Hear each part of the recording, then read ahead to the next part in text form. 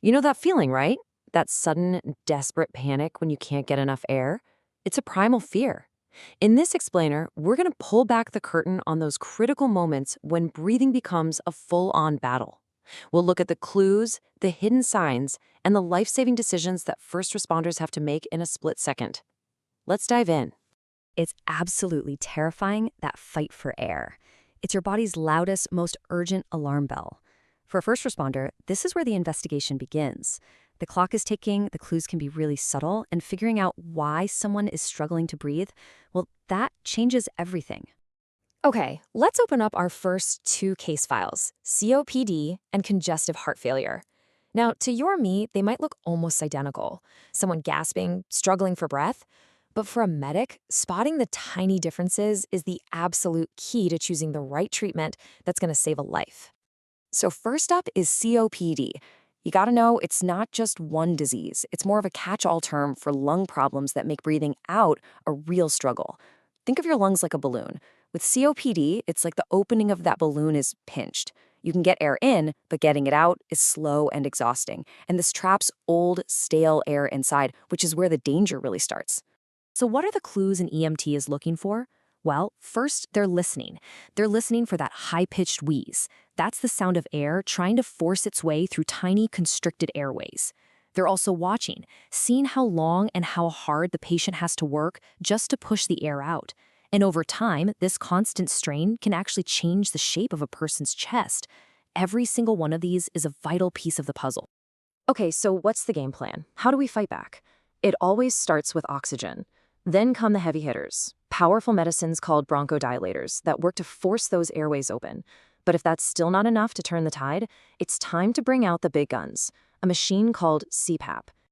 Now, this is where things get super interesting. For most of us, the signal to our brain to take a breath is a buildup of carbon dioxide.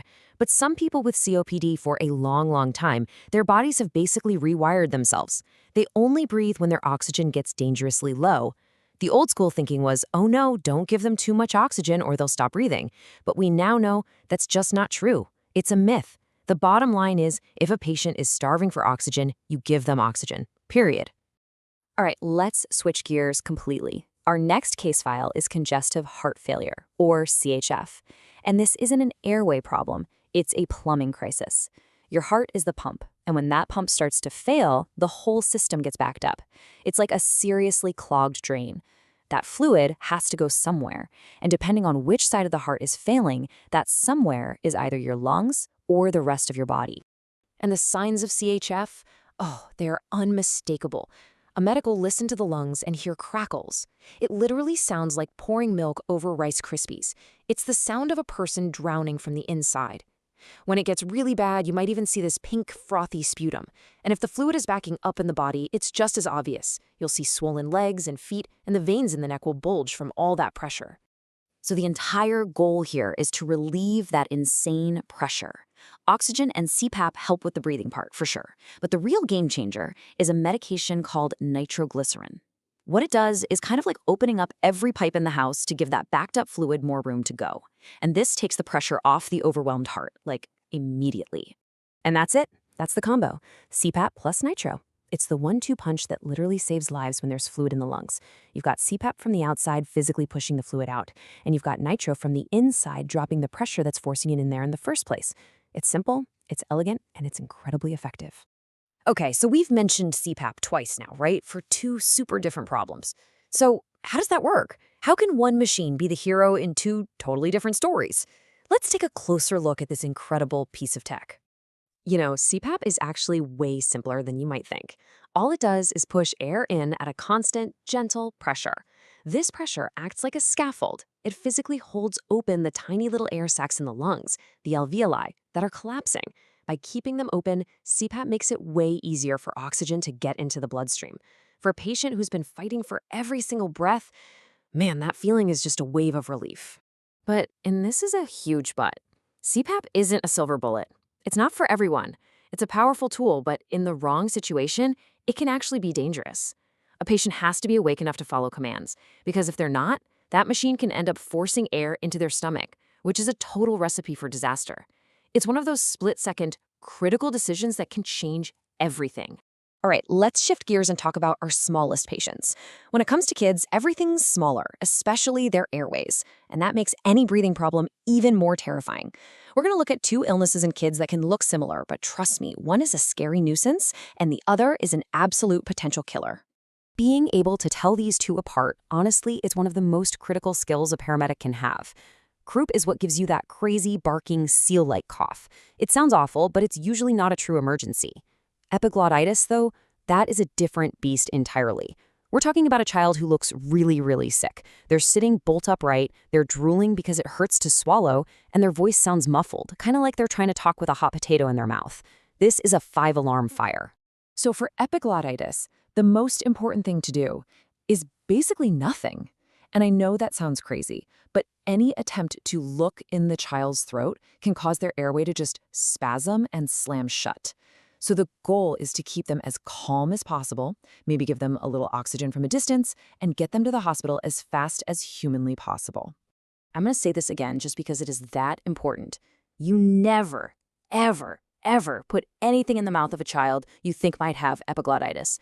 The slightest touch could trigger a fatal airway closure. This is the absolute definition of a hands-off emergency. Croup, on the other hand? Oh, thank goodness, it's a totally different story. Here, we can actually be much more aggressive with our treatment. We can use a mist of medication, including a form of adrenaline actually, that can shrink the swelling in the airway in just a few minutes. It can turn that terrifying bark back into a normal cough. So we've looked at a few different ways the mechanics of breathing can go wrong. But there's a deeper story here, a silent, invisible process that connects every single one of these emergencies.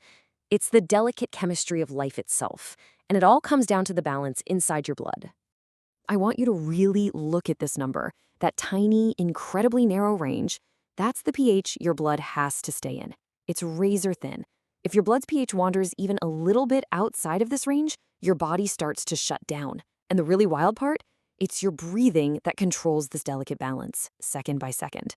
It all boils down to one thing: carbon dioxide. See, CO2 is an acid, so every time you exhale, you're literally blowing off acid. So if you can't breathe well, like in a COPD patient, that acid builds up and your blood becomes acidic. But on the flip side, if you're breathing way too fast, hyperventilating, you're blowing off too much acid, and your blood gets thrown out of whack in the other direction.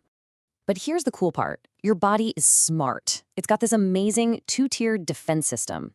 Your lungs are like the rapid response team.